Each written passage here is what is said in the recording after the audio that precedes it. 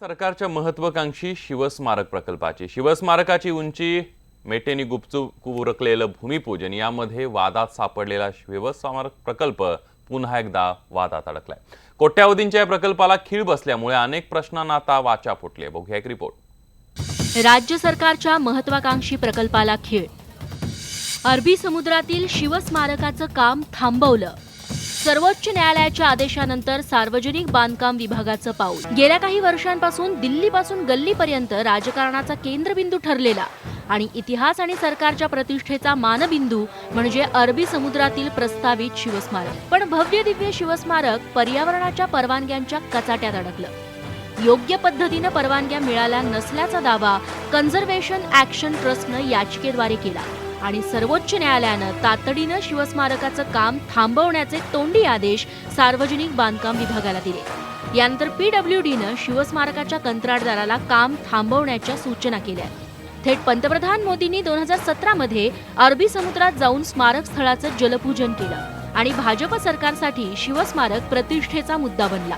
त्यामुळे कामाला बसलेली खीळ म्हणजे विरोधकांच्या हाती आयतं कोलीत मिळालंय। कोर्टाने त्या ठिकाणी काम थांबवलं याच्यात सरकारचं अपयश। सरकारला खरंच शिवस्मारक करायचं आहे का? कारण आज संशय आमच्या मनात का निर्माण होतो? कारण छत्रपती शिवाजी महाराजांच्या अश्वरूढ पुतळ्याची उंची सुद्धा या सरकारने कमी केली। त्यामुळे सरकारच या ठिकाणी शिवस्मारक उभा करण्याच्या मानसिकतेमध्ये नाही। काम थांबल्यामुळे शिवस्मारक समितीचे अध्यक्ष विनायक मेटेंची धावपळ सुरू झाली आहे। मेटेंनी तात्काळ मुख्यमंत्र्यांची भेट घेतली। आगामी 8 ते 10 दिवसात जे सुप्रीम कोर्टाचे जे आक्षेप आहेत ते दूर करण्याचे सर्व कागदपत्र डॉक्युमेंट एकत्र करून त्याचं अफिडेव्हिट हे तयार करून दिल्लीला सर्वोच्च न्यायालयामध्ये सिनियर काउन्सिलच्या माध्यमातून आम्ही अर्ज दाखल करू आणि लवकरात लवकर ह्याच्यावर सुनावणी घेऊन ही स्थगिती उठवावी अशी आम्ही विनंती करणार आहोत। एखादा निर्णय हायकोर्टाने दिल्यानंतर सुप्रीम कोर्ट वेगळा निर्णय देत नाही, पण ते असं म्हणतं की आम्ही जर बघून घेतो। पण त्यावेळेला समोरचा माणूस म्हणतो पण त्यांचं काम सुरू आहे, मग ते म्हणतात की ठीक आहे तुरतं काम करू नका, ह्याचा अर्थ काही स्टे नाही आहे। सगळ्या परवानग्या मिळालेल्या आहेत ज्यामुळेच हायकोर्टाने फेकून दिली याची। या शिवस्मारकाची वैशिष्ट्य काय? गिरगाव चौपाटी जवळच्या 16.86 हेक्टर खडकावर शिवस्मारक उभारलं जाणार आहे। या स्मारकाची उंची 190 मीटरवरून वाढवून 210 मीटर करण्यात आली।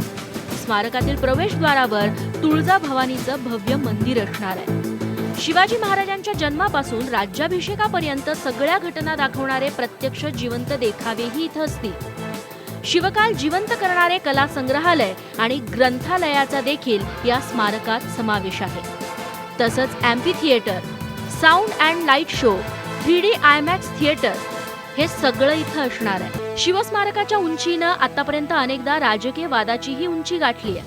मात्र आता थेट काम बंद पडल्यानं राज्य सरकारच्या पायाखालची वाळू सरकली आहे। देशाचं राजकारण आजही जात, भाषा, इतिहास, महापुरुषांचे पुतळे अशा अस्मितांभोवती फिरतंय। मात्र मतांचा पाऊस पाडण्यासाठी पोकळ घोषणांचा वर्षाव जोपर्यंत होत राहील तोपर्यंत मतदारांच्या भावनांशी असाच अव्याहत खेळ सुरू राहील।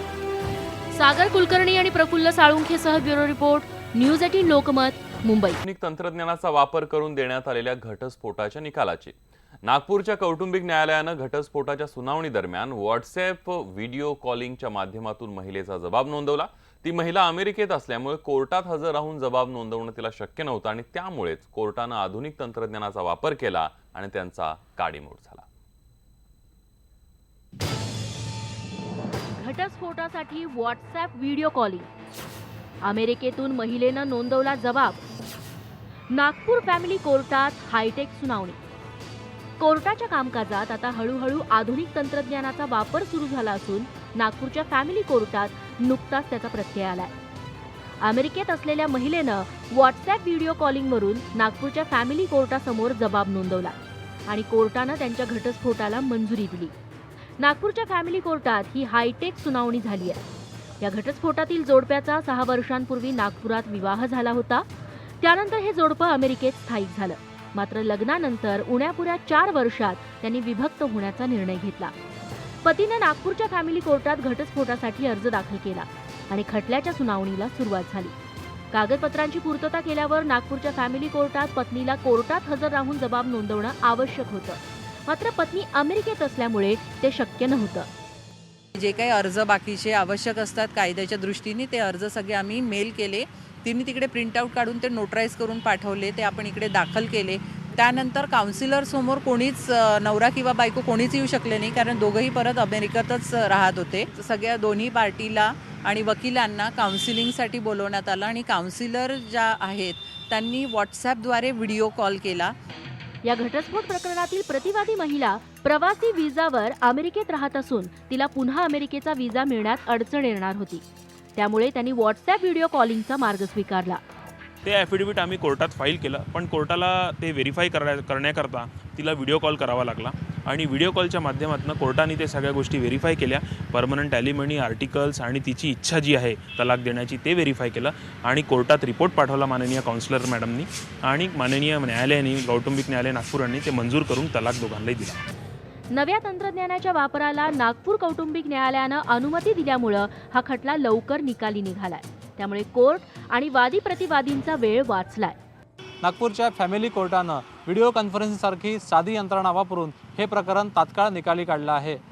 फॅमिली कोर्टाच्या या आदेशामुळे कायद्याच्या क्षेत्रात नवा प्रघात पडला आहे. व्हिडिओनी प्रशांत मोहितेसह प्रवीण मुधोळकर, न्यूज 18 लोकमत, नागपूर.